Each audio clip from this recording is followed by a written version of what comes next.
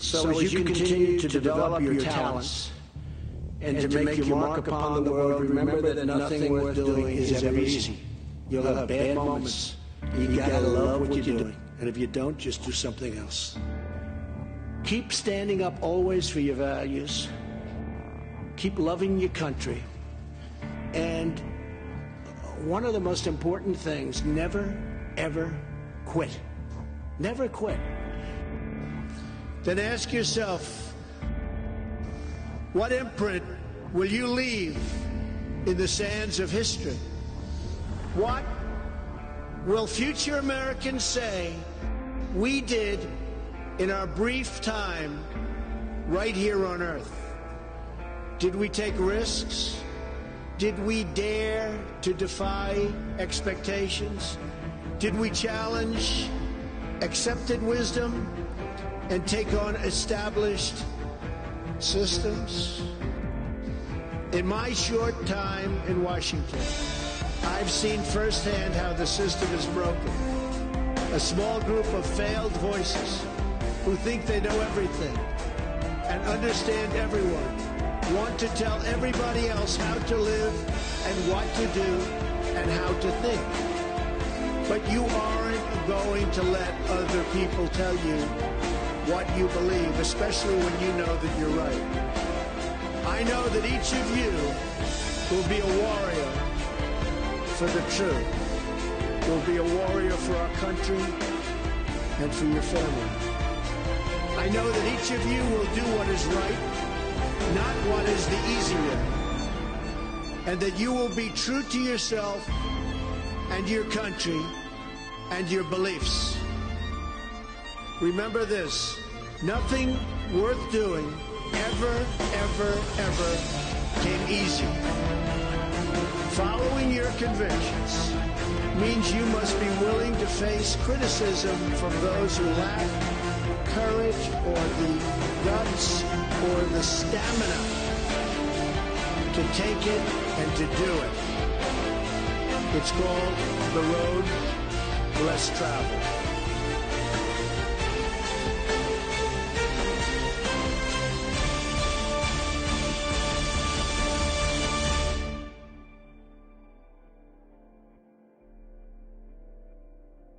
All right, and that was it. Eddie Mike, thank you for all that you do, brother. That is a phenomenal intro. So, guys, again, this is the 6th episode of Grassroots Live. This is a show that we came up with in the MG Show Telegram group, voice chat, kicking around ideas one day of how we're all going to save the world. So we ended up here trying to get everybody educated, activated, and making a huge impact in their communities. And the best way for us to do that is by understanding how it all works. A lot of times we're going into the meetings and they're using the Robert's rules against us. They're using all types of authoritarian rule and not wanting us to understand exactly how things are happening. So I think that what we do here is still in its early stages, but I think that the idea is really special, and we'll see where it all goes over the next couple months. So before we get into the hard work for the night, I'm going to give a quick shout out to all the amazing people we have here. Shout out to Jeff and Shannon. They kind of built the foundation that all of us have grown to love and also build upon ourselves. The guys have helped me out a lot in my own life, so I'm very appreciative of them and all that they do. They work very hard for all of us. We have 2 amazing producers, Wet Yeti and Eddie Mike. They keep us all in the ones and twos and sounding clear. Check, check. We got a lot of great mods that are all volunteers and put a lot of hard work in to keep all you cats straight and in a line. They're great people. We have Plastic and Team and Tanya that does the news in the mornings. That's always really informative and fun. Got Queued Up and Lady P doing gym comms on Wednesday nights with the numerology and gematria. We also have Shady Groove with Q Lounge Live on Sunday nights. And now we have James, the financial guru, with a class on your finances Saturday mornings. So we're really getting quite the news crew. and a lot of different forms of information and entertainment. We also have Stefferty on Thursday nights, which is Stephanie Bell and our lovely producer, Eddie Mike. That's my favorite night of the week. So after we've got all the shout outs out, I want to say, everybody, please continue to pray for Catherine and Greg. We also have a lot of frontline warriors out there who are in the heat of it all. So please keep all of them in your prayers as we continue to go forward. We're bringing up the green papers again to kind of start the day out. And this one we've went over quite a bit in the previous shows. This is a resource online that everybody should really grow accustomed to. It has all of your information down to your local committees, the positions there, how to get into them, when they're coming up available, and even the applications to get started. So that's what we're going to get started in today. Today's show is going to be on your electoral boards for your counties and how that works. So if you were to type into your lovely browsers, thegreenpapers.com, it's going to pull up this here very green website. So if we were to scroll down, Mr. Lovely Producer, to the states box where we're going to have all of our states listed, then we'll choose Virginia. I live in Wythe County, Virginia. That's where we're going to be doing today's show. And as we're going forward, if anybody else wants to bring a state up for discussion, I'd love to kick some ideas around it and all of that good stuff. We might, yeah, there we are, Eddie Mike. Awesome producer, this one. It's been a lot of fun, guys, and it's really helped me understand and learn a lot. So I hope you all have learned a little bit at least. All right, so here for Virginia, this is also going to give you all a great update on every position that was just changed.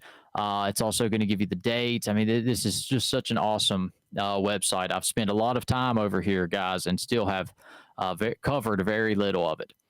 So we're going to scroll down, Mr. Producer, about a page maybe right here. Let's see. Go up just a bit, sir, to the red. We're going to go to like updates. And this is, I'm just trying to show you guys how to get to the resources. So we don't even have to click through this, Eddie Mike. But guys, you've seen how I got to this information. And this category here is where we're going to be messing around for the first little bit of the show. And so, Eddie, Mike, we also have our first website that we're going to pull up. And I reached that website through here.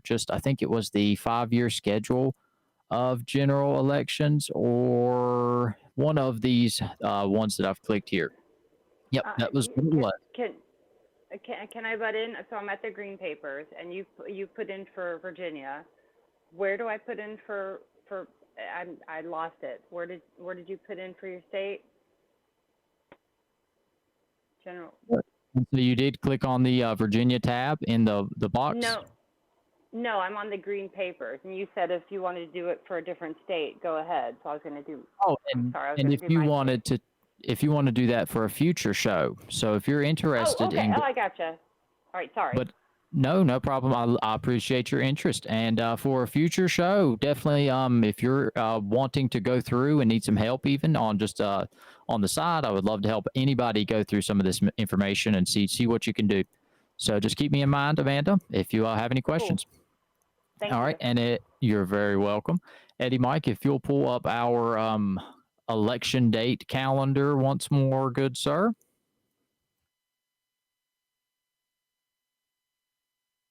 All righty, guys. And I know the print might be a little small if you are on a cell phone. I can actually drop this link into chat right now, and that way you guys can just grab it and check it out from there. So this is a schedule for Virginia. And it goes back to 2020 all the way up to 2024. It lists each individual seat for my state. So May 4th, we'll just look at 2021. May 4th was my town council, and I had for one town, Vienna, 2-year term. And so let's see, May 3rd was the city council. Hold on, let me pull up a bigger copy so I can. So for coming up, the ones that we just had here in November 8th for 2022. And again, I'm just going over this stuff to give you guys an example of how to get to these resources and how to, how to take advantage of them. So we had a representative, county board, school board, city council, city school board, town council, town school board, and city or town mayor, town treasurer. So all of those positions came up in 2022, November 8th. For November 7th next year, we're going to have the Senate of Virginia for a 4-year term. House of Delegates is a 2-year term.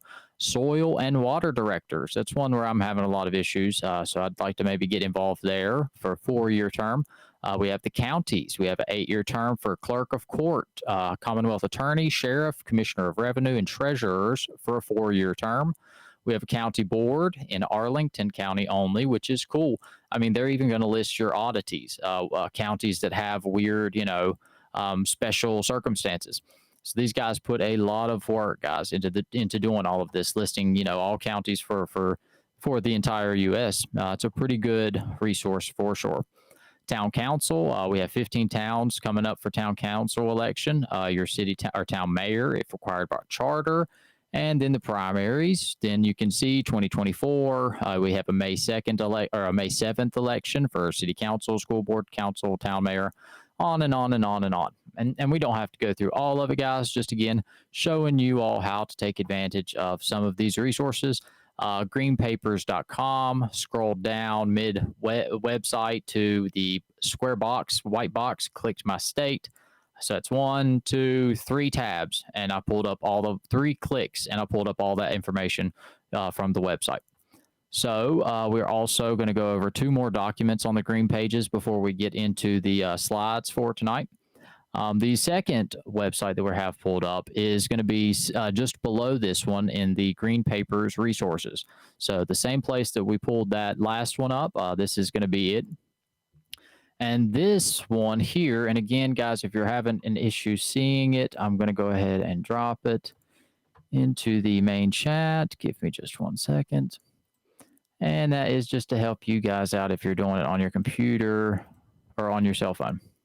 So there's the one we're looking at now. And here is the one that we're looking at before. So for the candidate bulletins, give me just 1 more second. This is the previous one. And I hope that you guys can use those links. If not, let me know. And we might have to find a different way to send those out there. I've posted them in so many different places, they might be getting messed up by now. All right, so this is all of the, through the Department of Elections. This link was in the Green Papers for Virginia, my state's Department of Elections. This lists all of those positions that we just went over, what the requirements are to get into those positions. And so if we were to say go down March 7th in King William Treasurer Special Edition, we're going to have all of the paperwork, but also all of the requirements to get into that position. And local constitutional offices. Eddie, Mike, if you don't mind picking on the local and constitutional offices in the November 8th category, please. And we'll just take a quick second to go over that.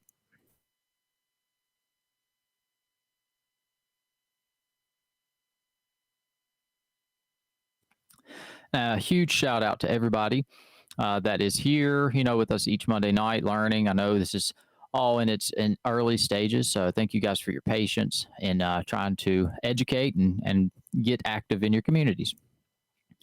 So if we were, this is your candidate bulletin, local constitutional offices, requirements for the June 21st, 2020 primary elections, November 8th, 2022 general elections. So we'll just scroll down. I think, let's see here. It was the maybe 3rd page, but let's see here. This is just your basic definitions, kind of an intro, glossary kind of deal, more keep going down, Eddie, Mike. I think one more. Maybe scroll on down to the next one. Let's see here. So, yeah, this is actually the next one. Sorry about that, producer. This is going to list all of your documents that you have. There we go. You're such a good man. So, what, when, and where do I file? And again, we skipped over, the basics. You guys can all manage through that. This stuff here is where we're actually getting the documents to file. So, you come here. What do I need to file? The certificate of candidate qualification for your local office. Where do I file this form? Your general register. When does filing open? And yep, on and on and on. So we have the statement of economic interest for your local office. We have primary filing fee. You're going to file that with your treasurer of director or treasurer or director of finance in the locality where you live.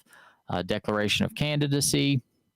I mean, it's really not a whole lot of it's not as complicated as I had assumed. All right, Eddie Mike, if you want to go on to the next page, page 6, and we're just going to breeze through these and give you guys a quick summary. Here's a couple more. Receipt for primary filing fee, petitions of qualified voters. We have the statement of organization for a candidate, your campaign finance report, and that's also one. All of this information is also available at your board of electors. And so if there's a candidate you're interested in, you want to get some information on, you can go and actually ask to see the campaign finance report. And we'll keep going through. There's not a whole lot left of this one, Eddie Mike. So we're just going to read off these last couple little requirements, and you fill all those papers out, send them in. I mean, and that seems to be pretty simple. So, guys, I always like to remind you all, you're all qualified to get in any of these positions. Everybody here, I encourage to get at least into the meetings and try to meet some of the folks that are in it. And from there, I think you'll find the courage and confidence to see that those people are just as not even as educated as you are in all of this. So we have to be the ones to do this. Got a phone call. So Eddie Mike, yes, ma'am. I just wanted to say really quick, if you are following the candidates in your local jurisdictions or you're interested in running for one of those positions, the last piece you just touched on, the campaign finance part, is very interesting, just even from a voter perspective, because it allows you to see who is donating money to the candidates that are running for election. And if you don't look at that, I encourage you to do so. So I just wanted to say thank you for highlighting that. It's important for you to know where the money is coming from for each of the candidates running for election in your community. Thank you so much, Queens. And it's so good to hear your voice. And I'm really grateful for all your education and experience in this arena. So that is a huge applause. Thank you so much, dear. So, guys, we got one more, and this one's going to be the actual forms. So I just went through, and you can see in the first page of this one, I believe, or in the previous one. And Eddie, Mike, if you want to just go on and get us to the last website that I had linked at the top of that page, the one that you were having some issues with, or I had posted wrong, my fault, producer. But yeah, I actually just went through and picked on a couple of those. So you could see them at the top, the ones that had highlighted different. Those are the ones that we're actually going to go over here in just a moment. So that's where I got all that information. Green Papers, the Green Paper, because there's two different ones. Greenpapers.com is something, not what we're wanting, and thegreenpapers.com. That's the one that we're wanting. So from there, greenpapers.com, thegreenpapers.com, that's where, yep, it was that simple to get all of that information together.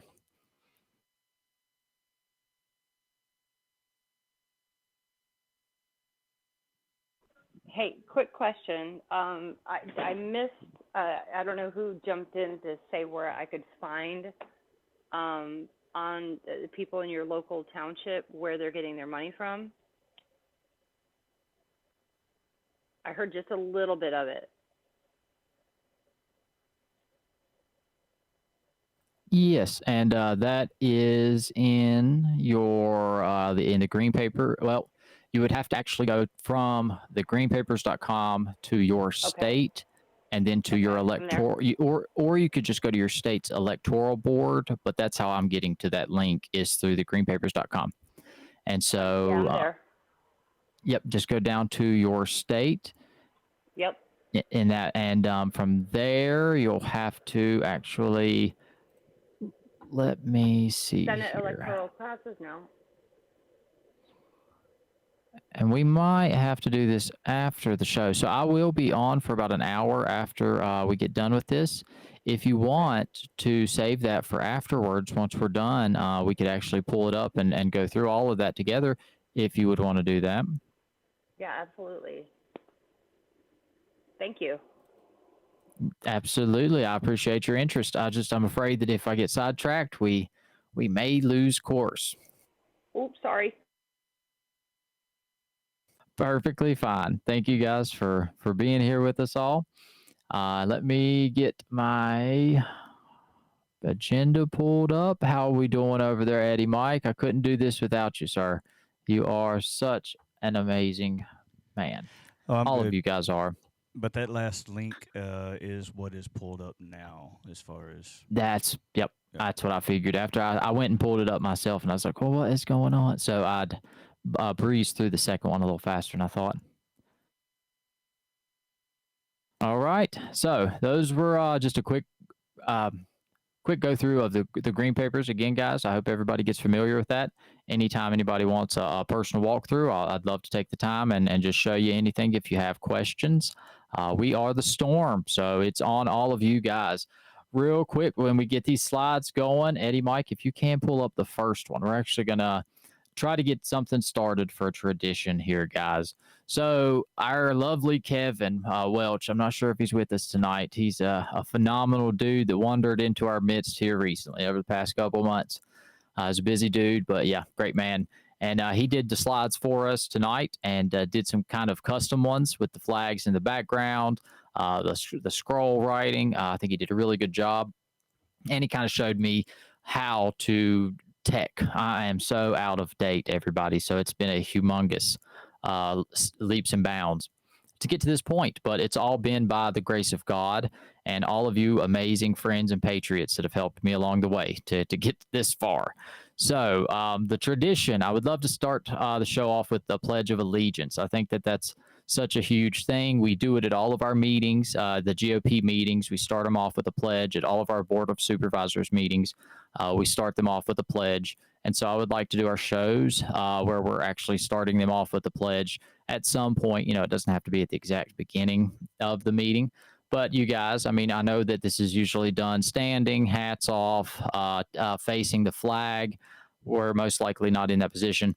If you're able to stand, maybe face the closest flag outside in that general direction. That's usually what we do if there's not one in the room. But I would like to say the Pledge of Allegiance with you guys real quick, and then we'll get back to work. I know you guys are dying to get back to work. All right. So God bless America, man. I love what we can do here, guys. So hands over your hearts. I pledge allegiance to the flag of the United States of America and to the republic for which it stands, one nation, under God, indivisible, with liberty and justice for all. Amen. All right. That was fun. Thank you guys for entertaining me. So we're going to get to the work now. We have a couple wonderful speakers tonight. I actually think we're going to start out with a quick video. It's maybe 6 minutes long, I believe. This one is going to test everybody's patience. Somebody check to see how many people we got with us right now. We're going to check it after we get done with this video. This one's kind of boring. But you guys, thank you all for being here. The information is kind of boring. So if we do what we can to make it fun, We're going to bring in some funny people here in just a little bit, and then we're going to turn it up a little. How about that? So, Eddie, Mike, whenever you're ready, sir, this is the elections behind the scenes.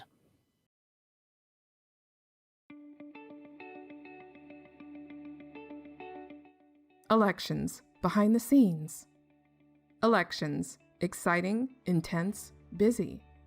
Our goal, ensure that the millions of registered Maryland voters have the opportunity to vote. But when one election is over, the next election is right around the corner. So how do election officials prepare for the next election? Myth. Once an election is over, there's no more work to do. If there is, there probably isn't that much since the election is over, right? Truth. Each election takes months of preparation, and some of the work may remain unknown until now. Let's drop in on one of our local election boards to get a glimpse of not only what it takes to prepare for an election, but some of the common misconceptions some may have about the process. Voter registration. Myth. Voters only register or need to register close to an election. Truth. Voters are continually registering and updating their information throughout the year. Did a voter move? Change their party affiliation? Get a new phone number? Voter registration records are always being updated on a daily basis.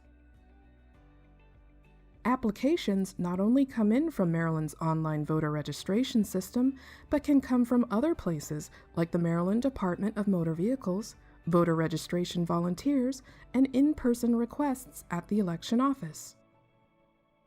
Election staff must process these applications and mail voter notification cards, also known as VNCs. So now that voters are registered, they must have a place to vote. Polling places. Myth. Any type of location can serve as a polling place, so there should always be plenty available. Truth. There are hundreds of polling places in the state of Maryland, consisting of schools, libraries, and fire stations, to name a few, but all must be evaluated to see if they are suitable to be used as a polling place. Election staff manage and coordinate polling places, ensuring that the polling places are available for the next election. In addition, any potential or recently renovated polling places must be surveyed to evaluate its size, location, accessibility, voting space, and parking. After a survey, voting room layouts for each polling place are developed to help plan how the voting space will be set up, where the voting equipment and supplies will be placed, and how voters will navigate the room. Now that we have polling places, someone has to run them during early voting and election day. Polling places are run by election judges, who are sometimes called poll workers. Election judges and outreach. Myth. Election judges are all full-time election staff, so it's easy to find people to run the polling places. Truth. Many election judges are in fact Marylanders from every profession, who are hired to serve during early voting and on election day. Election staff recruit election judges through outreach programs, mailings, and social media. Staff may also attend festivals and events throughout the year.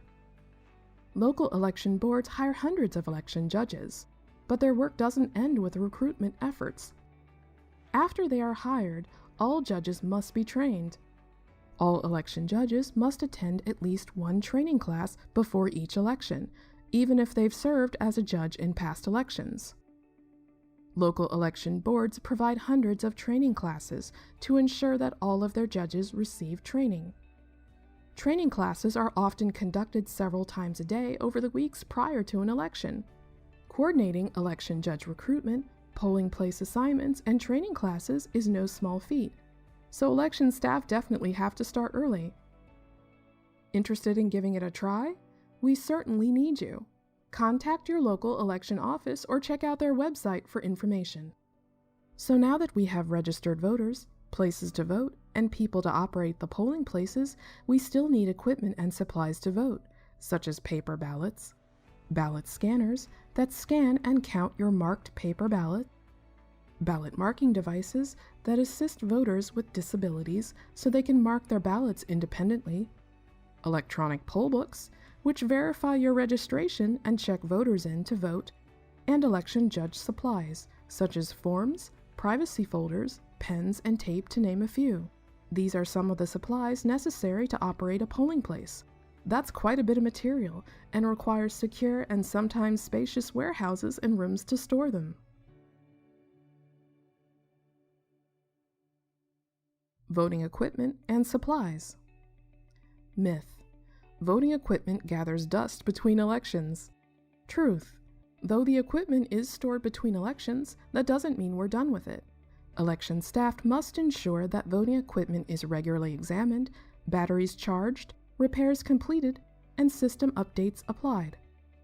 All voting equipment used in an election is tested in a process called logic and accuracy testing, L&A for short.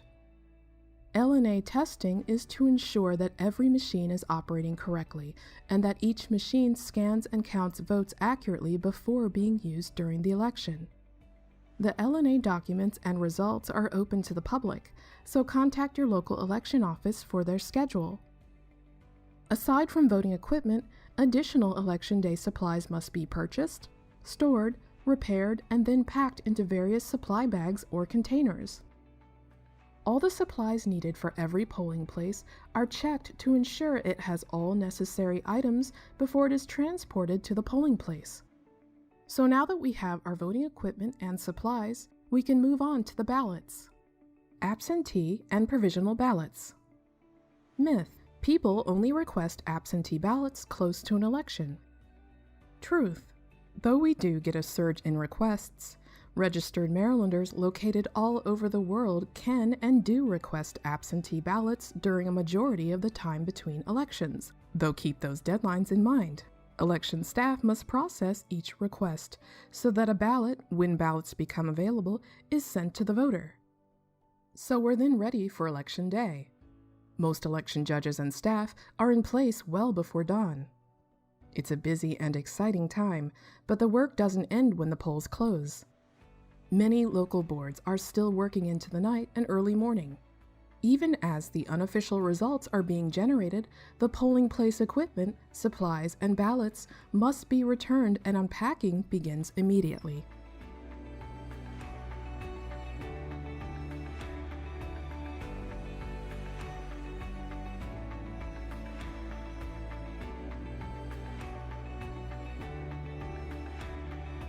Over the next several days after the election, thousands of absentee and provisional ballots must be processed so they can be counted.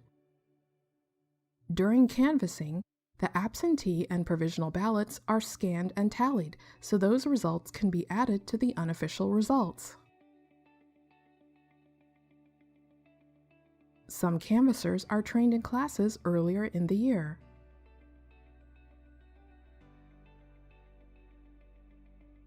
On canvassing days, canvassers work in bipartisan pairs, open absentee and provisional ballots, refer them to the county board members if there is a question about the ballot, and exactly duplicate ballots that cannot go through the canvassing room's ballot scanner.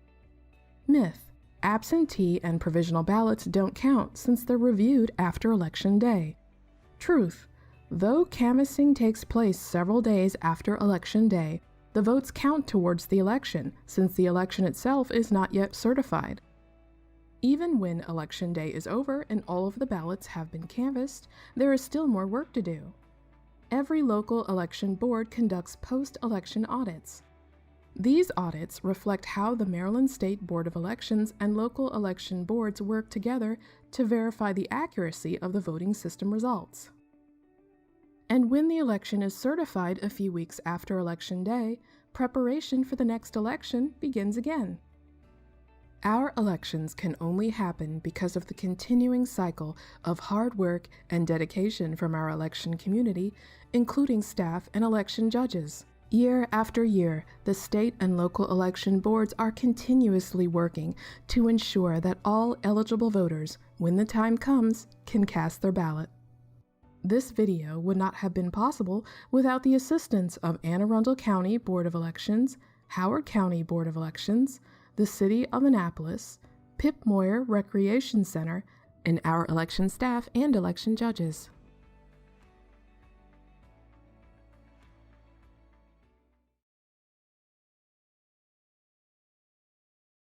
All right, guys. That was a lot of fun. And I mean, it is kind of boring material, man. Go and work the election poll for 12 hours, 14 hours. There's not, I mean, we enjoy it. But compared to, the entertaining world around us, elections are definitely not something, that's on our choice of what we're going to do for the evenings. It's just, we have to find that passion and love for it. I'd love to see a national holiday. And that was, who was it here recently that was on the left said they would love to see election day become a national holiday. I think it was Bill Mayer, but somebody I was just watching recently and got a lot of applause for it. So I support that, man. We have to go back to making it a very special event and put a lot of emphasis behind it. Thank you for playing that, Eddie, Mike. That was a enjoyable video, and I've went through a lot of them in the past month and a half, 2 months. So it's almost amazing to see who is putting this election information out on YouTube. A lot of these channels have humongous biases towards the left, propaganda, the narrative.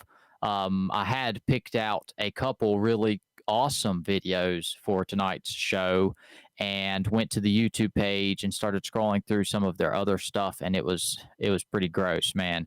They had a whole bunch of narrative, firmly narrative driven, kid oriented kind of propaganda. So be careful.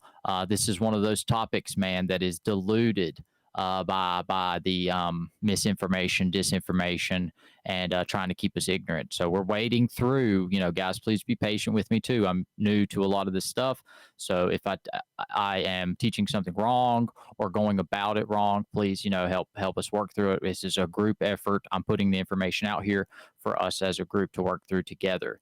To try to learn. So there is a lot of that in here, and we may stumble upon some of it, as we're perusing through. And thank you guys for listening to that. Thank you all for being here. Huge shout out to Jeff and Shannon. Love you guys so much. I know they're not in here, but we love them. All right, we're going to get to the slides now, guys. We're already 39 minutes in. 93. All right. So for the first set of slides, guys, you all know him as your favorite mod, probably one of the most constructive and universally applicable mods that we have. My favorite, in my honest opinion, I don't mean to put that out there, but Demos, come on in, my brother. You're going to start us out with reading from slide number 2, appointment terms and vacancies. If you're in the building, sir, step on up. Yeah, I'm ready. Appointment terms and vacancies. There shall be in each county and city an electoral board composed of 3 members who shall be qualified voters of such county or city. The members shall be appointed by the chief judge of the judicial court of the county or city or that judge's designee. In the appointment of the electoral board, representation shall be given to each of the 2 political parties having the highest and next highest number of votes in the Commonwealth for governor at the last preceding gubernatorial election. 2 electoral board members shall be in the political party that cast the highest number of votes for governor at that election. Electoral board members shall serve 3-year terms and be appointed to staggered terms. Man, I didn't know it was going to have big old words in there. Awesome job, Devos. Thank you, sir. Eddie, Mike, if you want to flip us on over, these are pretty self-explanatory. So if anybody has a question about some of the material, just shout out and we'll try to go through it. But really, we're just this is pretty basic stuff. All right. So I'm still reading, right?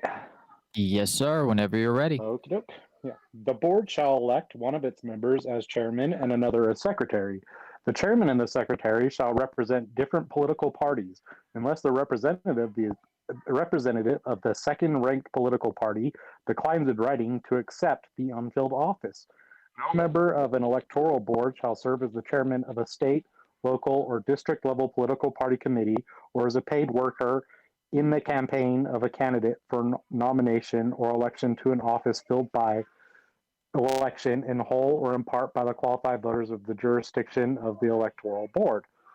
No member of an electoral board shall be the spouse, grandparent, parent, sibling, child, or grandchild, or the spouse of a grandparent, parent, sibling, child, or grandchild of a candidate for or holder of an elective office filled whole or in part by any voters within the jurisdiction of the electoral board. Katie Hobbs. All right. In case you're listening, Katie. That's awesome. Thank you. The state board, with the cooperation of the local electoral boards and general registrars, shall develop a description of the duties and responsibilities of the local electoral boards and update such a description as needed.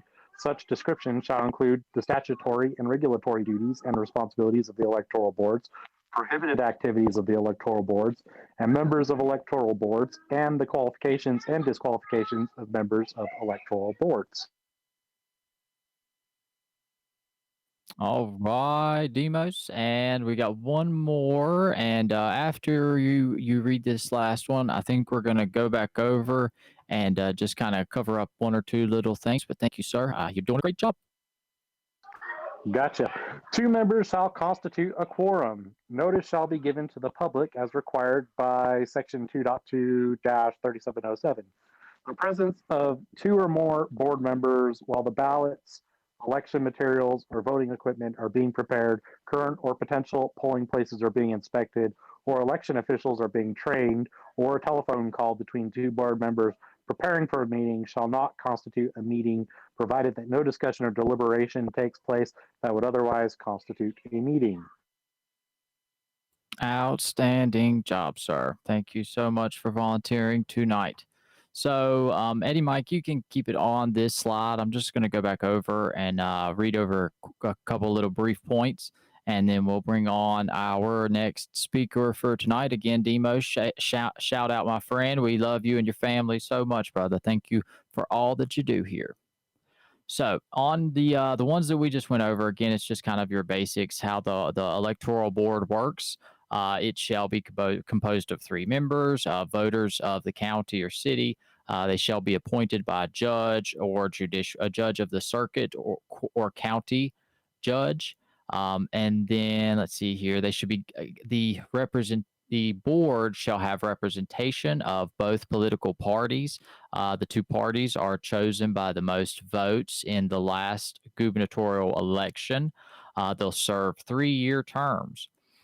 One of the details, let's see here, they shall the chairman and secretary shall represent different political parties. I think that that's also a key detail because we just saw recently a Democrat had infiltrated a Republican position in one of the electoral boards, New York.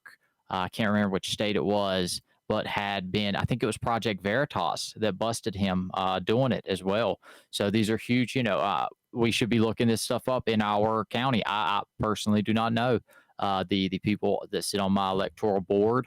And once we look into them, I would imagine that we'll probably be, not surprised that they're not representing both parties honestly. So, no board member on the electoral board shall serve as chairman of the state. They can't be a paid worker in a campaign or candidate for a nomination for election, anything like that. And so they can also can't have any family on in an election, spouse, grandparent, parent. Yep. And so that's pretty much it on that one. And so when they're voting, they have to have 2 members for the quorum. And I think we'll bring on the next speaker, guys. If anybody has any questions, though, just write them down, or you can even shout out while we're here on Telegram. Eventually, we're going to be moving over to Rumble. And a side note, we're probably halfway through for the show tonight. Guys, this is new. We're 6 episodes in. I would love feedback from anybody. We're still trying to figure out the flow, the way to present the information, and everything like that. So your feedback is super important on critiquing this to make it the best that it can be. So anybody that wants to volunteer, anybody that wants to give some input, we're always available. Any of the mods, myself, Eddie Mike, the best producer outside of Wet Yeti in the world, just let one of us know. We'd love your input, guys. So we're going to move on to the next set of slides. We have another outstanding mod. I would say number 2, right behind Demos in the amount of effort and work she puts in. Lena Martin, come on down. She's been with us forever. We love you, girl. Going to do a little bit of reading if you don't mind. Meetings, quorum, account of proceedings. The secretary shall keep an accurate account of all board proceedings in a minute book, including all appointments and removals of general registrars and officers of election. The secretary shall keep in his custody the duly adopted seal of the board. Books, papers, and records of the board shall be open to public inspection and copying whenever the general registrar's office is open for business, either at the office of the board or the office of the general registrar. No election record containing an individual's social security number or any part thereof shall be made available for inspection or copying by anyone. The State Board of Elections shall prescribe procedures for local electoral boards and general registrars to make the information in certificates of candidate qualification available in a manner that does not reveal social security numbers or any parts thereof. And I think that this is a pretty relevant one. I'm sorry to interrupt, Lena. Just give me 1 second on this last one. And that is pretty relevant to today, safeguarding our information. I just want to read that one real quick. No election record containing an individual's social security number or any part thereof shall be made available for inspection or copying by anyone. The State Board of Elections shall prescribe procedures for local electoral boards, general registers to make the information and certificates of candidate qualification available in a manner that does not reveal social security numbers of any parts thereof. Well, my stuff, my information, my social security numbers sitting on a backbone server in China, and I don't freaking like it, man. I mean, it's just so amazing that this stuff is wrote down in all of our handbooks and crap, and it's so open, you know. I mean, Eugene Yu, he's out, you know. It's crazy. So sorry to interrupt, Lena. Eddie, Mike, we're going to move on, guys. I get a little bit of a rant here and there. Lena, thank you for volunteering, dear, whenever you're ready. Compensation and expenses of members. The General Assembly shall establish a compensation and expense plan in the General Appropriation Act for the secretaries and members of the electoral boards. The governing body for the county or city of each electoral board shall pay compensation, expenses, and mileage in accordance with the plan and be reimbursed annually as authorized by the Act. The reasonable cost of electoral board members attending annual training programs provided by the state board shall be included in the expense plan for electoral boards. All righty, dear. And that one's pretty basic. Just, you know, General Assembly sets up the payment plan for the guys. Whenever you're ready, Miss Martin, take it away. Appointment, removal of general registrar and officers of election. A. Each electoral board shall appoint the general registrar for its city or county and officers of election for each precinct who shall serve in all elections, including town elections, as provided in this chapter. Excuse me. The secretary of the electoral board shall promptly notify each appointee of his appointment. The electoral board, by a recorded majority vote, may remove from office on notice any general registrar or officer of election who fails to discharge the duties of his office according to law. The electoral board shall remove from office on notice any general registrar who fails to receive or maintain certification as required by the state board pursuant to subsection C of that little funny symbol 24.2-103. That little funny symbol. All right, dear. Let's see here. I think we can move on to the next one if you want to continue.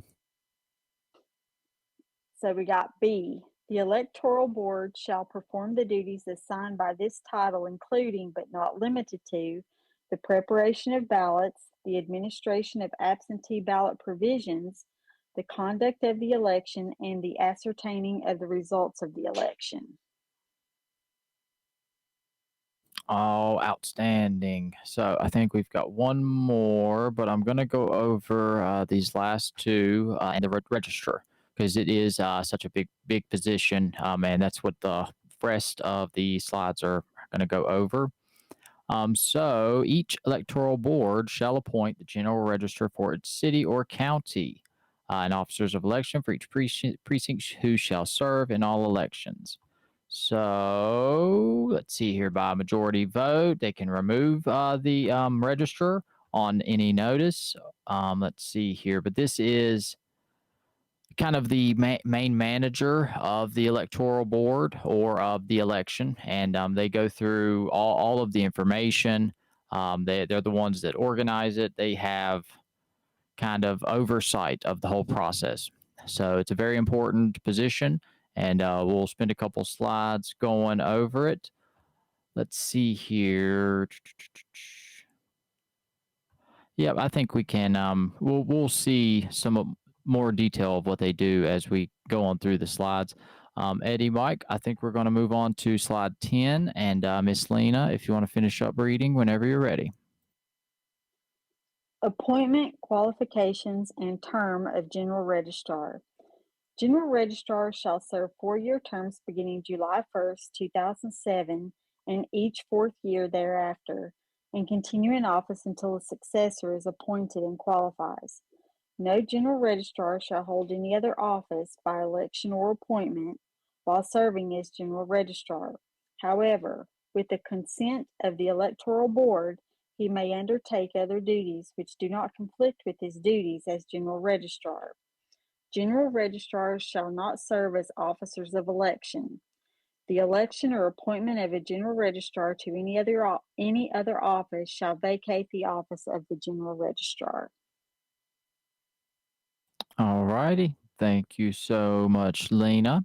And we're going to be going over this position, a little bit further. 4-year terms. Let's see here. They can be appointed out. They can. I'm having a brain fart. I'm sorry, guys. But yeah, general register is a pretty big position. We'll keep going over. We got another little video coming up, and I think we'll get it going. And the next couple slides, we'll maybe start getting into more of the meat. I might have gotten a little ahead of myself in trying to explain it. We really haven't gotten through much of the details yet. So, guys, again, this is all new, and we're doing it live. I think it's going to be a really good thing. It's just we may have a couple bumps in the process. So thank you guys for being patient with us all. Thank you for being here. And Eddie, Mike, whenever you're ready, sir, we got another short little video.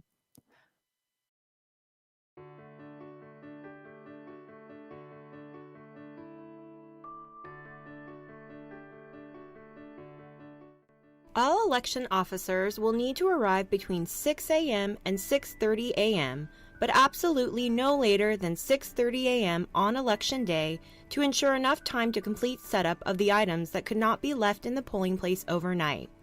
Using the inspector and polling place coordinator guides, everyone will work together to complete the setup. If someone does not show up to work, contact the field dispatch desk immediately. Okay, Shafiq's still not here. I haven't been able to get a hold of him, so I need to call the field dispatch desk. Let's see if I got a number here. I'm here. Sorry I'm late. Oh, welcome. The inspector and clerks will finish setting up the precinct table. The inspector will first inventory the ballots and then will put out the ballots starting with the lowest sequence number for each type of ballot. They will then set out one copy of the precinct street indexes and rosters on the precinct table. The polling place coordinator and other clerks will hang the flag and post the outside precinct street indexes. All the outside equipment delivered by the elections office, including signs and accessibility equipment, will also be set up on the morning of Election Day. Voting materials, including ballots, are provided in both English and Spanish at all precincts. For specific precincts, we also provide a language packet with instructions, ballots, and notices in Tagalog. Please make sure you've received all these materials and they are readily available. Bilingual election officers are also staffed at most polling places to assist voters with translation needs. The Elections Office also provides interpreter services in multiple languages via telephone. Accessibility requirements have been set by the state of California. The Elections Office has completed surveys for all polling places in Santa Barbara County to determine if they meet the requirements set by the state. Many of them are able to meet the guidelines if we use equipment to mitigate them. The equipment is specific to each polling place and may include large wedges to keep the doors open, threshold mats, cones, and accessible parking signs. The instructions to set up the equipment are specific to each polling place and include both written instructions and pictures showing where to place the equipment. It is very important to follow the instructions and set up the equipment correctly. The equipment must remain in place from 7 o'clock a.m. until 8 o'clock p.m. while the polling place is open. All of the accessibility instruction sheets also include specific information where to place each vote sign directing voters to the polling place room. The ISA, or International Symbol of Accessibility, vote signs are used if your polling place is accessible. The sign at the entrance will need the International Symbol of Accessibility. All of our vote signs have clear plastic pockets on either side. For all accessible polling places, there will be 2 ISA placards attached to the accessibility instruction sheet. Insert the placards in the pockets and place the sign in the location designated on the instruction sheet. Lawn vote signs are used in areas with lawn or dirt. Since only one ISA vote sign is required at the accessible polling places, all other regular vote signs will have the pockets, but you will not need to insert the placards. Again, follow the instructions on the accessibility instruction sheets for placement.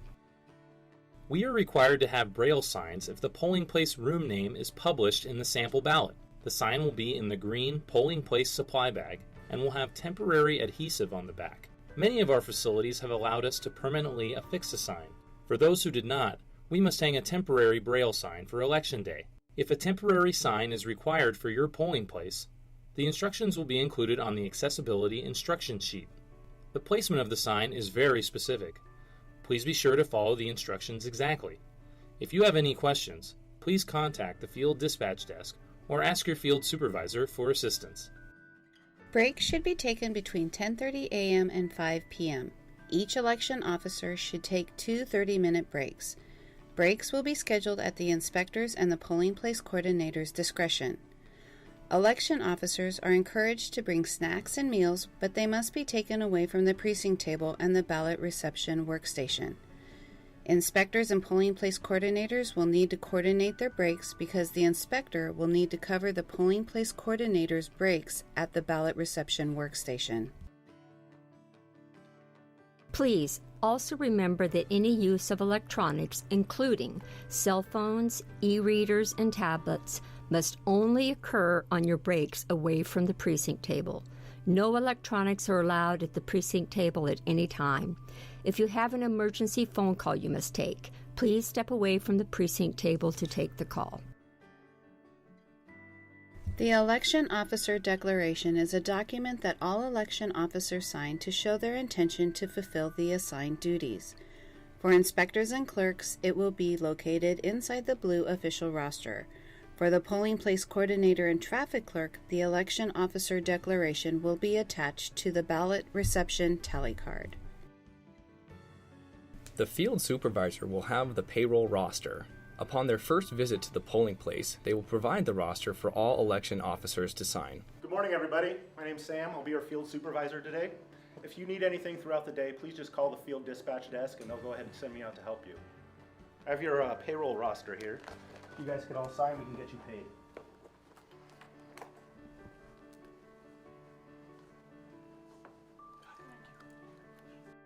Using the cell phone provided for the official time, the polling place coordinator will announce that the polls are open at 7 a.m. and voters must be allowed to vote at this time, even if everything is not yet set up. The polls are now open.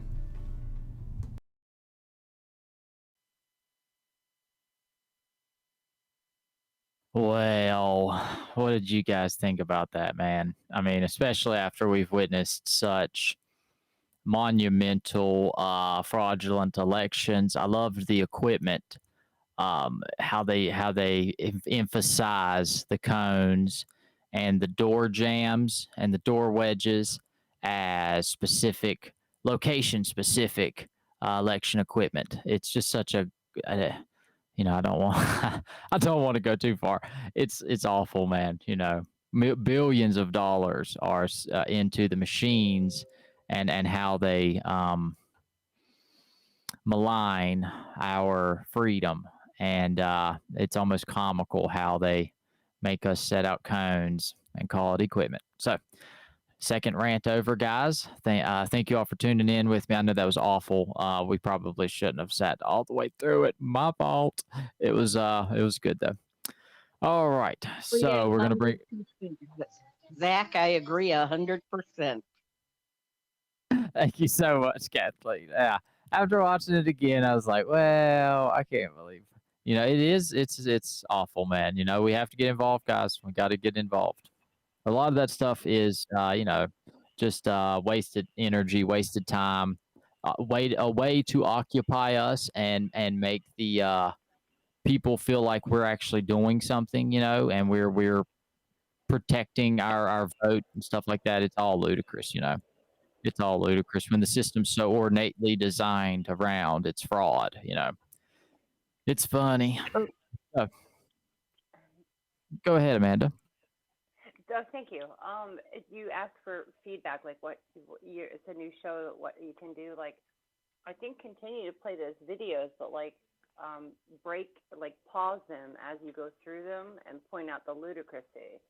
And because as we all share shows that are reputable, I hate to put it this way, but we've got some really dumb people, and that's not their fault. It's by design. But if you could break it down like Barney style as you go through the videos to why it's so ridiculous, I think that might be a good thing. I like the Pledge of Allegiance thing. I think you should do that in the very beginning, just like Jumcom does with the prayer and stuff. So that's all I had to say.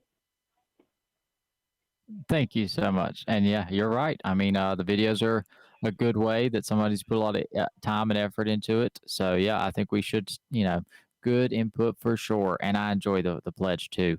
So that's what we're here for, is fighting for this beautiful nation. All righty. Thank you again, Amanda. And I encourage everybody. J Dude's here. Can I address something that Demos just brought to light? Absolutely. So Demos said, after 7 years here and constantly complaining to the post office, I continue to receive mail for about 4 extra people not in my household. I wonder if this has something to do with the fraud. That is amazing. That is such a good thought, because lo and behold, I have the same problem. I could add to that. Did anybody see the guy who, people who have houses on the market, they don't check their mail very often. And there was one guy that went to check his mail in Arizona, and he had like 20 ballots sitting in his mailbox. And so I think it was on War Room, or I don't know, but and so that was anyway, thought I'd add to that. I don't want to distract from the conversation too much here, but yeah, I do. I've never received extra ballots, so that's at least good. But I don't know if there are ballots being written out in these people's names. As far as I know, none of these people have ever actually lived here. Maybe I should do some more research. And also, it's always like you get these like one of these is a University of Utah health plan, another one is a Medicare initial election period. So I don't know. I have no idea what these are about, but yeah, about 4 names I constantly complain all the time. I even have written on my mailbox, these are the people who live here. So when you open it up, you see the names, and I still get this crap in my mail. Well, one just final thought before we get back on task, though, is that we can save all these names, and for me, I don't mind paying a little bit of pennies to actually do some name tracking and see where the names lead. Yeah, I it might be think it's worth it. all. Yeah, and Demos, good input, brother. I mean, really, that there's good. Well, because we know that the USPS is the postal service is somehow They're involved, not complicit. involved. Yes, they're coordinating, They're complicit, Zach. allegedly. So I just want Allegedly. to. Oh, sorry. No, go ahead. So I don't know. I mean, every state has their own election laws, um, and before the 2020 election, but because we were in the height of COVID, you know, I got received a ton of solicitation email asking me to request a mail-in ballot here in Florida. And I mean, they were just coming to the house at 2, 3 every day. And I called the Secretary of State and just said, I don't, what if I didn't live here or someone was taking mail out of my mailbox and it had all of my information pre-printed on the solicitation for me to request an absentee ballot. And the Secretary of State's office said that's a third party. They have purchased the names on the voting rolls, and there's nothing we can do about it unless you file a complaint with our office. And so the Secretary of State does have a form you can fill out, to report these third party companies that are soliciting you using your voting information um, to request a mail-in ballot. But there's nothing from what they told me, there's nothing they can do to stop that. So there are companies out there that's how they make a living, and they are, getting your voter rolls, and they're sending out these things that look like, official mail from the state. It's got the state seal on it and all that good stuff. But it's really a marketing company that is trying to get you to use their company to request a mail-in ballot. So just be aware of that as well.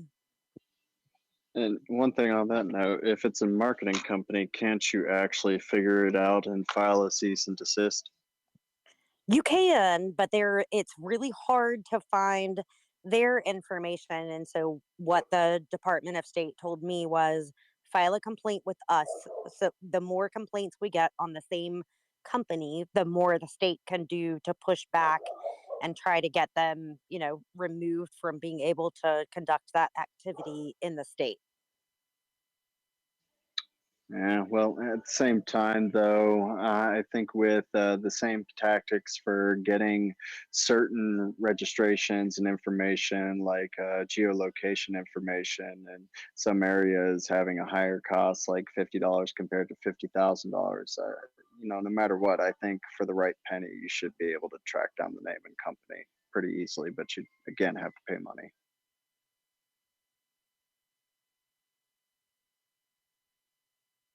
Outstanding. Let's not get sidetracked. Back to Zach. Back to the show, but guys, I mean this is my favorite part of the show probably. You guys are kicking around great ideas, and that's how we do this, man. This is all information that's available to everybody. I'm just putting it together and presenting it, but really it's the ideas and it's the group think that really encourages people to and encourages creativity.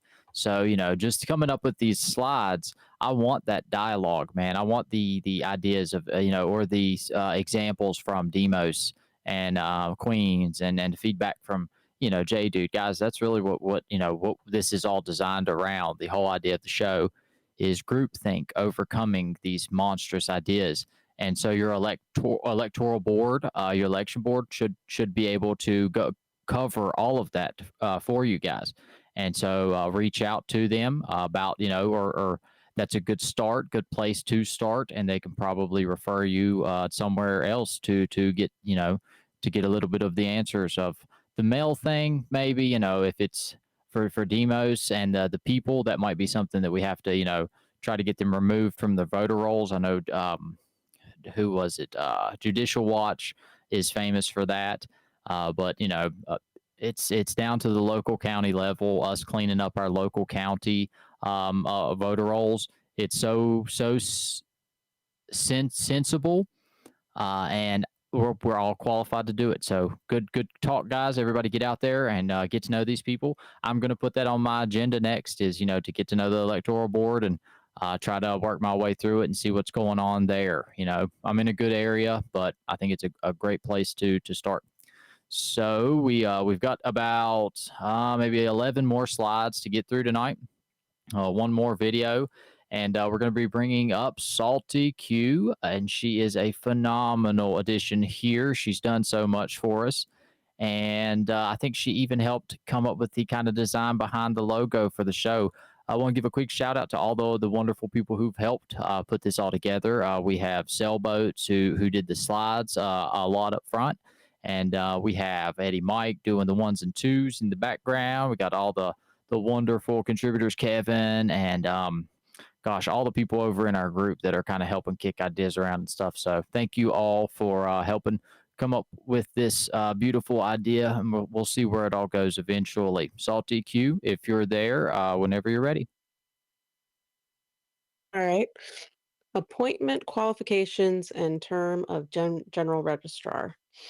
No general registrar shall be eligible to offer for or hold an office to be filled by election in whole or in part by the qualified voters of his jurisdiction at any election held during the time he serves as general registrar or for the 6 months thereafter.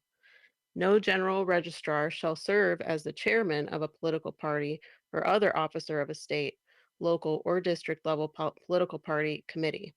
No general registrar shall serve as a paid or volunteer worker in the campaign of a candidate for nomination or election to an office filled by election in whole or in part by the qualified voters of his jurisdiction.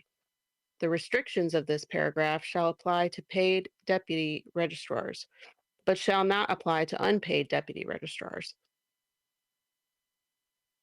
All right, Salty Q, thank you so much. And if you want to continue on over to the next one, I think that one's pretty self-explanatory. And whenever you're ready. Deputy registrars' employees. The electoral board of each county and city shall determine the number of deputy registrars to serve in the office of the general registrar, including any to serve full-time. In any county or city whose population is over 15,500, there shall be at least one deputy registrar who shall serve at least one day each week in the office of the general registrar. Any county or city whose population is 15,500 or less shall have at least one substitute registrar who is able to take over the duties of the general registrar in an emergency and who shall assist the general registrar when he requests. Thank you so much, dear. And just really quick on this, that they can determine the number of deputy registrars to serve in the office of the general registrar. So the board the assembly will elect a general registrar, and he will then elect a number of deputies under him according to the population, or according to what the board determines is the proper number, probably set in stone by some code. I would like to see these positions exponentially grown, and I would say 10 times the amount of involvement. I know, I did meet the one of the employees of our electoral board a couple years ago out on the campaign trail, and he was really, really young and really uninvolved with a lot of the current information and stuff like that. So I think that it would be a great place for a lot of us to start getting involved, and maybe even looking into expanding some of those positions and filling them ourselves. Because once we start looking, if we look there's, oh my gosh, man, one day each week, shall serve at least one day each week. That's 52 days a year, that's what's ruling our freedoms and rights is a part-time employee. Man, it's unbelievable. I think that there should be a team, a pretty extensive team of nonpartisan or both party. I mean, we really have to get this to be a little bit more serious of a system. I just don't think it's taken serious enough, in my opinion. All right, another of those third rant of the night, guys. Sorry. Salty Q, whenever you're ready, dear, take it away. Okay. The electoral board shall set the term for the deputy registrars. However, their terms shall not extend beyond the term set by law of the incumbent general registrar. The general registrar shall establish the duties of deputy registrars, appoint deputy registrars, and have authority to remove any deputy registrar who fails to discharge the duties of his office. All deputy registrars shall have the same limitations and qualifications and fulfill the same requirements as the general registrar, except that I, a deputy registrar, may be an officer of election and, well, 2, a deputy registrar shall be a qualified voter of the Commonwealth, but is not required to be a qualified voter of the county or city in which he serves as deputy registrar. The general registrar shall not appoint to the office of paid deputy registrar his spouse or any person, or the spouse of any person, who is his parent, grandparent, sibling, child, or grandchild. Thank you so much, dear. And after going over this, I know we have one more slide, I believe, for you, or 2 more. And, well, let's see here. 1 or 2 more. I won't get sidetracked. But it's not that difficult to infiltrate this stuff, I think. Going over it, there are even forms to get in. A first party's filled by the left. The second party by requirement would have to be filled by the right. There are forms that you can change that and get an independent in, get a third party in. So especially in a town where there is no oversight, no checks and balances, and no involvement by the community, who's even checking this stuff when they have ability to infiltrate, easily, and then we're not stepping in and double checking the guidelines and the people. I'd say there's a large portion of our counties right now that electoral boards are under the full grip of narrative-driven folk. So this is a good information, guys. I mean, really, it's boring as all get out, but it is it's what we have to do. Local action, national impact. It's an honor to stand up here on the stage and do this for you guys every week, man. And we love you, Eddie Mike. All right, Salty Q. Sorry to interrupt, dear. Whenever you're ready, take it away. Okay. Duties and powers of general registrar. In addition to the other duties required by this title, the general registrar and the deputy registrars acting under his supervision shall: 1. Maintain the office of the general registrar and establish and maintain additional public places for voter registration in accordance with the provisions of Section 24.2 through 412. 2. Participate in programs to educate the general public concerning registration and encourage registration by the general public. No registrar shall actively solicit in a selective manner any application for registration or for a ballot or offer anything of value for any such application.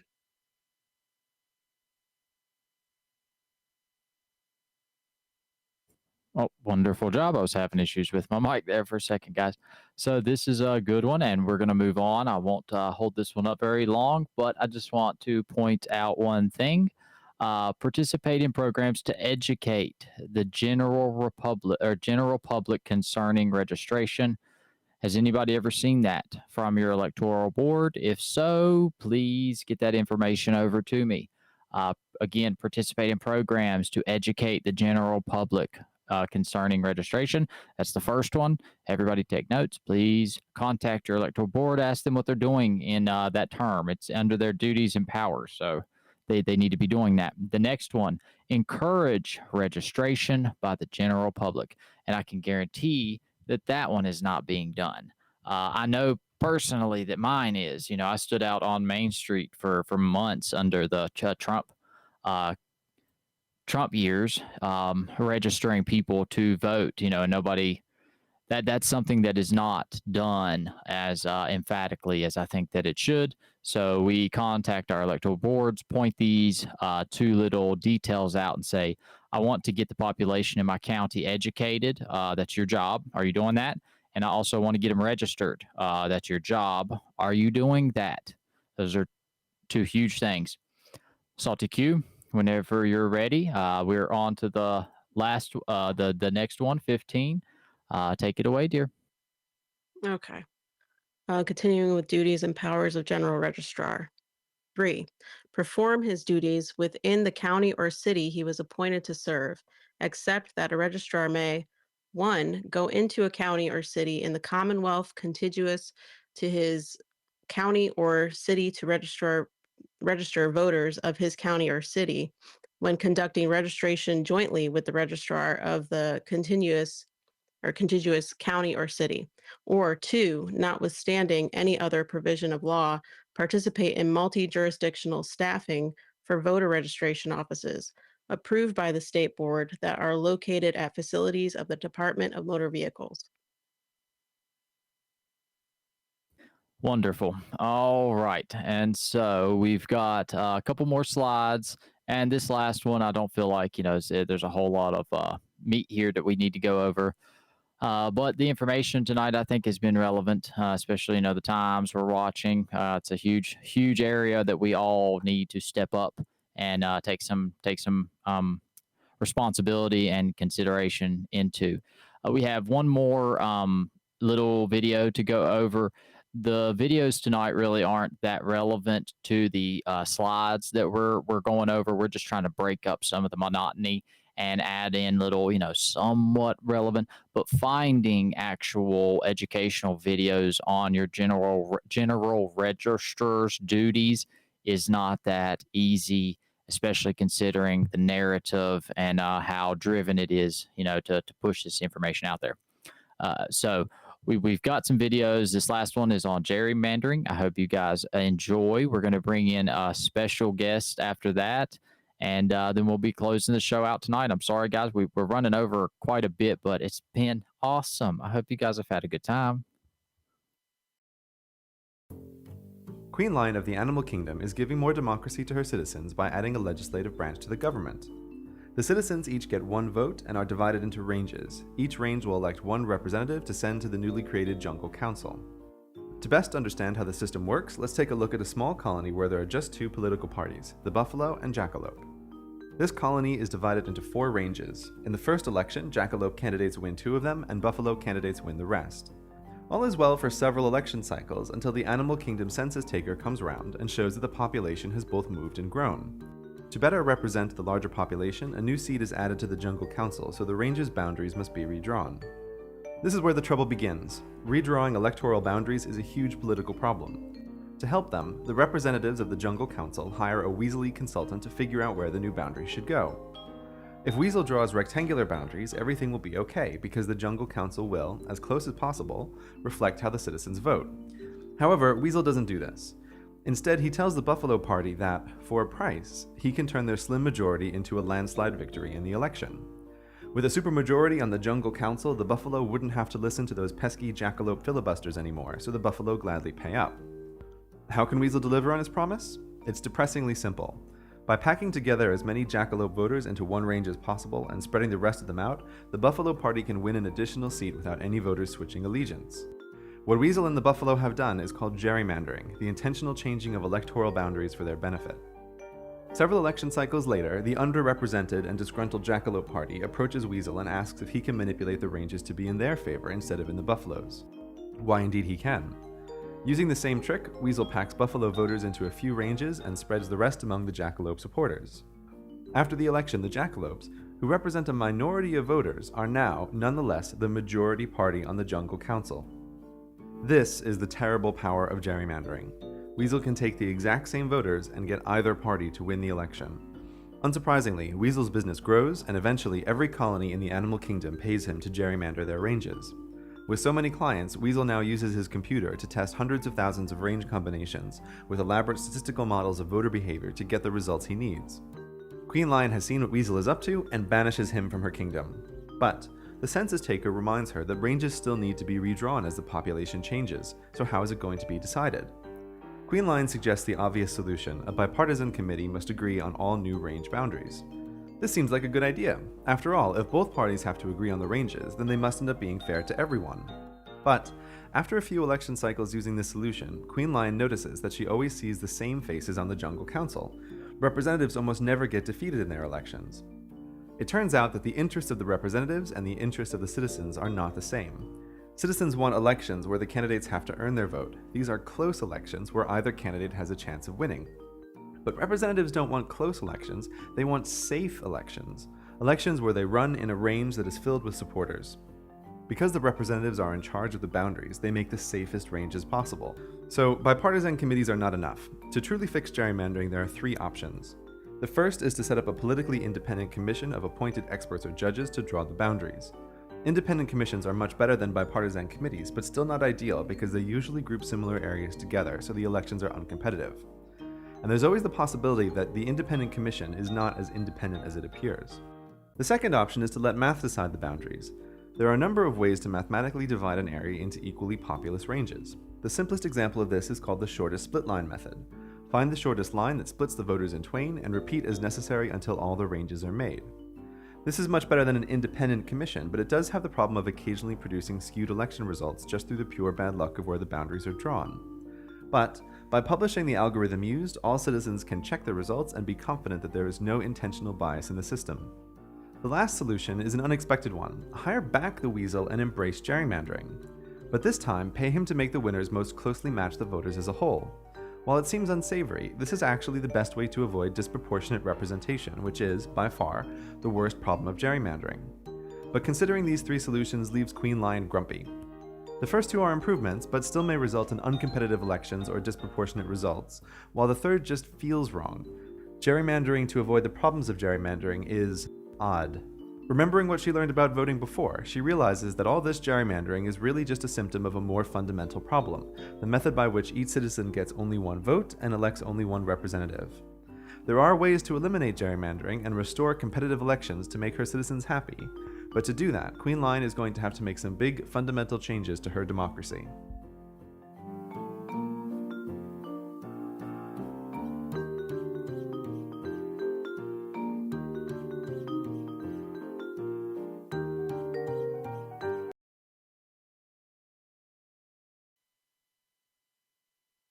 Well, wasn't that fun also? And we did have some pretty good videos tonight.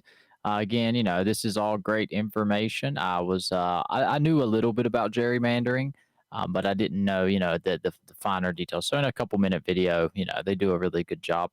I think those kind of make it a little bit funner, and I'm having fun, guys. So we're going to get back to the hard work and all those words. We have a special guest tonight coming up. I just want to make sure I see him in chat before I announce him.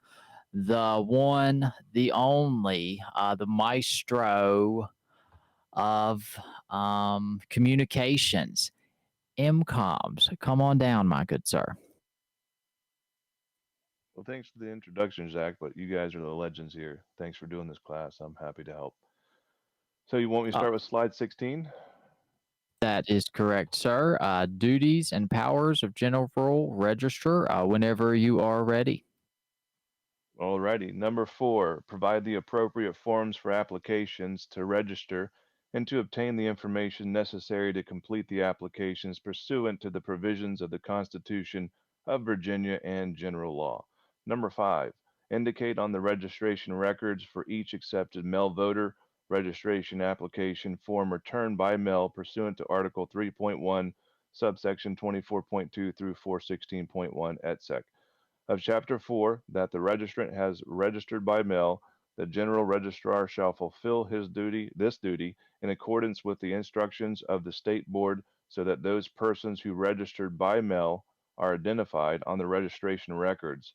list of registered voters furnished pursuant to subsection 24.2 through 405, list of persons who voted furnished pursuant to 24.2 through 406, and poll books used for the conduct of elections. Outstanding, sir. And I think that's pretty relevant information. And a lot of it, we all need to be going through ourselves, checking out at the board and, asking them to go over some of the registered voters and some of maybe the details of how much screening the mail-in voting is happening in your state. This is all pertaining, the information that we're going over tonight all pertains to Virginia. The past couple shows, everything that we've went over has been just in Virginia. So, your state is most likely quite different. I'm not sure how different. We will eventually get to start going over some other states. But again, this is just, just my one state only. All right, MCOMs, whenever you are ready, sir, we will continue on with the next one. Thank you, Eddie Mike, for all you do, sir. This is a long one, MCOMs, man. And if you guys haven't realized, this is why I have on so many wonderful guests. All these words. Continuing on slide 17, duties and powers of General Registrar. Number 6, accept a registration application or request for transfer or change of address submitted by or for a resident of any other county or city in the Commonwealth.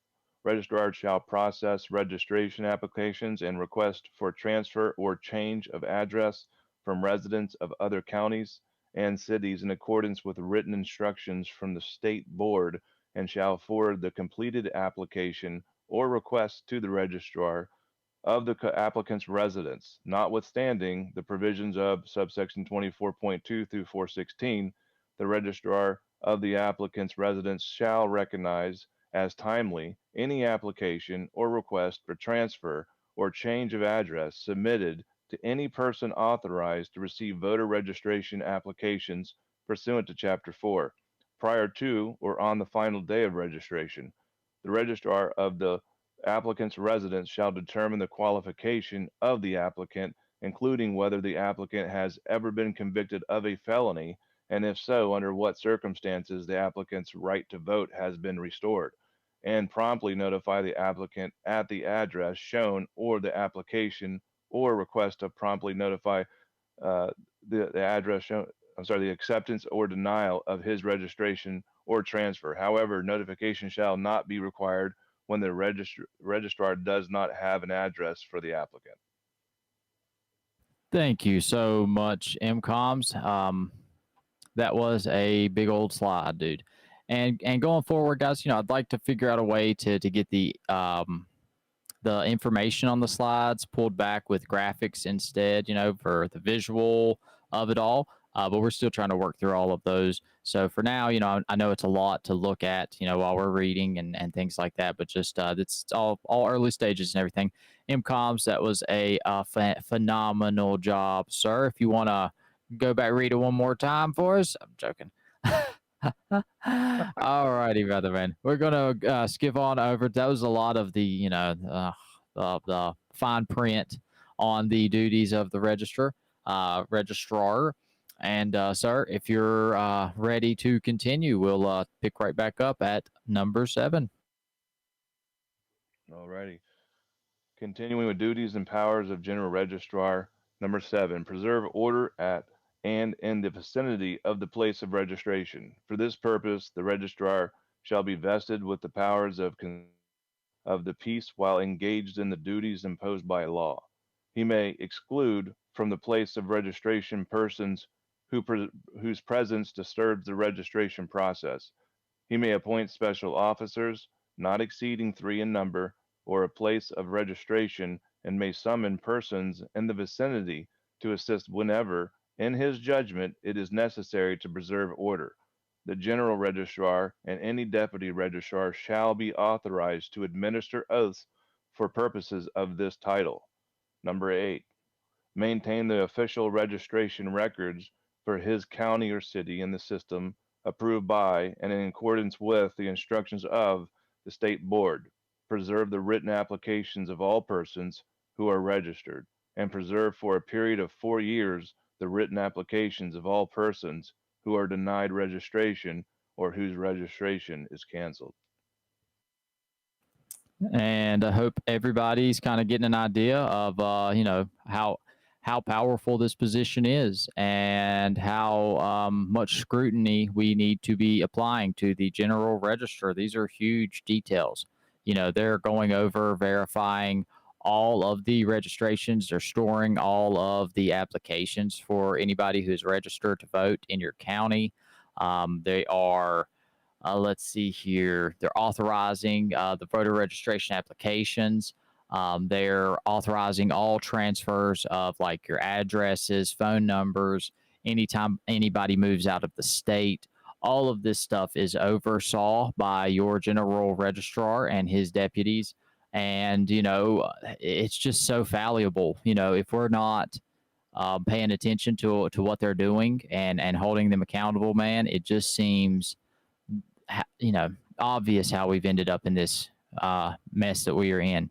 So this is a huge position, guys. I hope all this stuff is helping everybody. MCOMS, you're outstanding, sir. I'll let you take it away, my friend, whenever you're ready.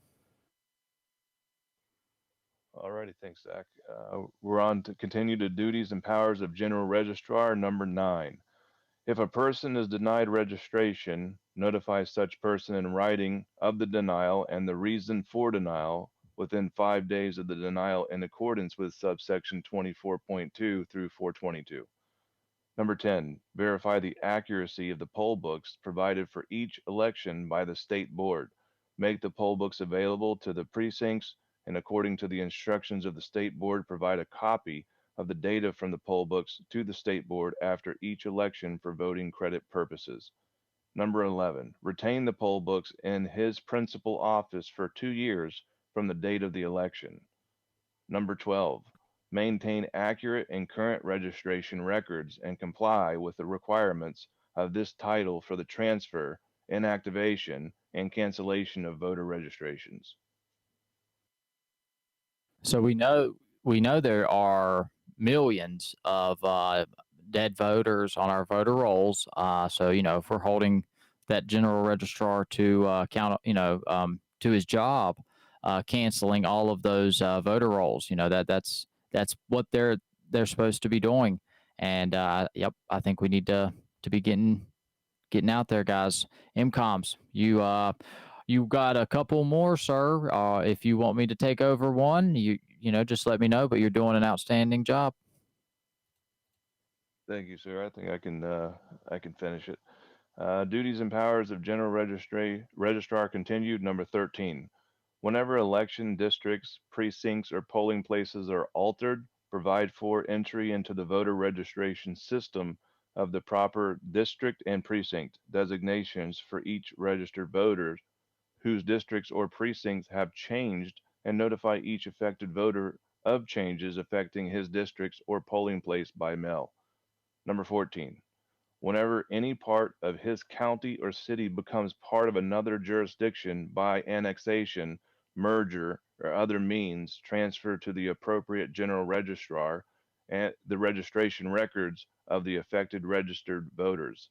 The general registrar for their new county or city shall notify them by mail or the transfer and their new election districts and polling places.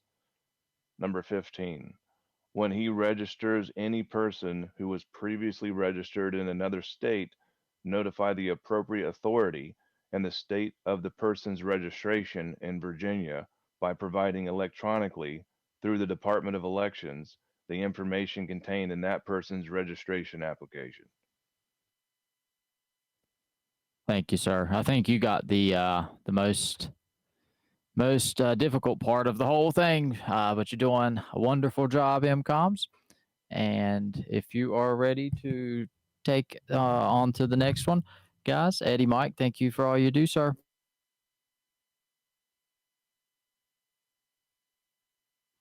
All right, here we go. Duties and powers of General Registrar continued. Number 16. Whenever any person is believed to be registered or voting in more than one state or territory of the United States at the same time, inquire about or provide information from the voter's registration and voting records to an appropriate voter registration, or other authority of another state or territory who inquires about that person's registration and voting history. Number 17, at the request of the county or city chairman of any political party nominating a candidate for the General Assembly, constitutional office, or local office by a method other than a primary, review any petition required by the party in its nomination process to determine whether those signing the petition are registered voters with active status. Wonderful job. And going through all of this stuff so far, it seems like we do have, checks and balances in place. We do have a wonderful system. It's just our absence from it, which has really allowed, the bad actors to get into the positions to where they do have, a superpower, or they're able to avoid the checks and balances.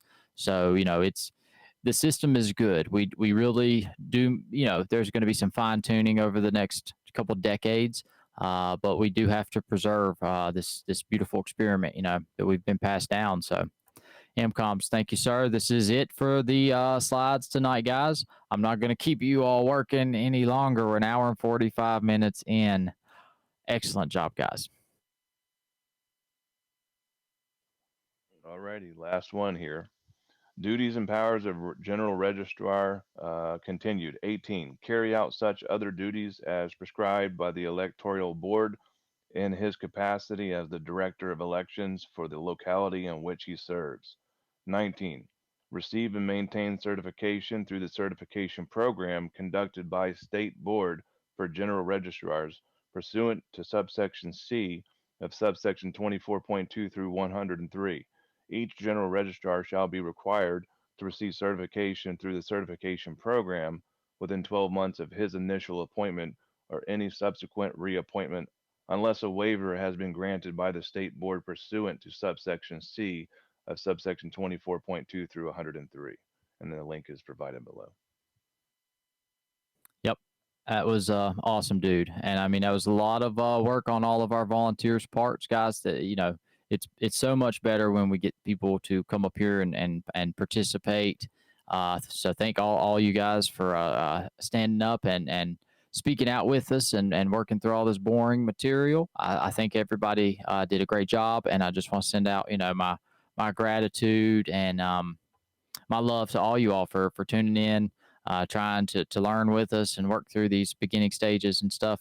And I know we had one girl, I think it was, I can't remember what her name was, but we had one lady in here earlier, maybe Amanda, and she was wanting to go over some stuff. I don't see her in chat right now, but if she's there, we'll be around for a little bit longer after chat or after the show ends to go over any particular circumstances that anybody has, any questions that anybody has. But we will be here every Monday. The subjects are going to be changing, and we always want as much input. Again, I ask every show, guys, anybody that has any ideas for future shows, content, critiquing, ways to adjust our presentation or method or approach, please, we want this to be the best that it can be. And user feedback is how we get there. Groupthink is how this all works. Where we go one, we go all. United, we stand. So it's all of us that make this show successful. All of the volunteers, all of the people here watching with us. We will be moving over to Rumble, and that will be changing things up, a lot. And so I really have enjoyed bringing everybody on in mass the way that we do it right now. It's just been a lot of fun. And so, guys, a huge shout out to the MG show, man. You guys have become my family, giving me a base to grow and learn and kind of, recuperate from the battlefield. So it's just been the biggest blessing of my life, man. I encourage everybody to pray as often as you can, and for everybody around you. This is a spiritual battle we're all in, and we are some of the most influential actors on the battlefield. Might not show just yet, but the MG show is the tip of the spear. And I think everybody here has a humongous place to play in your community and in the future of this free nation. So good job, everybody. All the warriors out there that are already involved, you're ahead of the game. All the wonderful folks that are considering it, I'm rooting you on 100% and clapping in the background. So whatever I can do to ever help, I'm always available, guys. Great job to the mods. Great job to the producers. Eddie, Mike, we love you, bro. Wet Yeti, still the best, but, he's hard to beat. So everybody, anybody's got questions, just let us know. Thank you again, MCOMs, Lena, Salty Q, Demos. You guys are amazing. And I love you guys. This is the 6th episode. Hit me up if you got questions afterwards. We got a little outro song. I believe my good man producer is going to be bringing in. God bless America, guys. Love you all.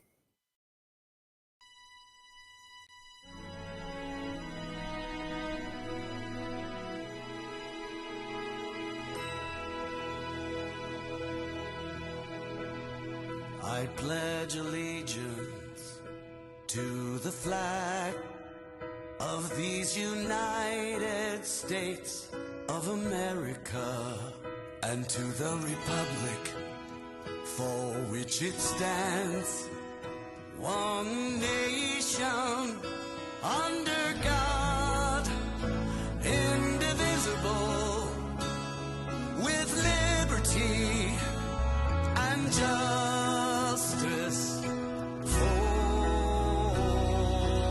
all. And to my country I make my pledge to always love, protect, and defend her. And we the people across this land, one nation under God, we stand united for liberty and freedom for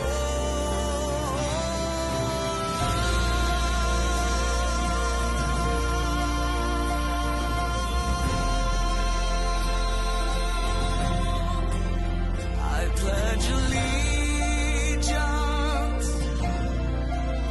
I pledge allegiance.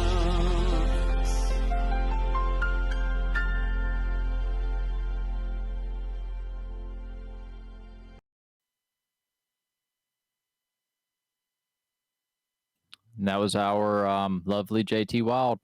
I think that's it for us, guys. Closing up 6th episode, Grassroots Live. Thank you all again for tuning in. Eddie, Mike, you're the best, brother.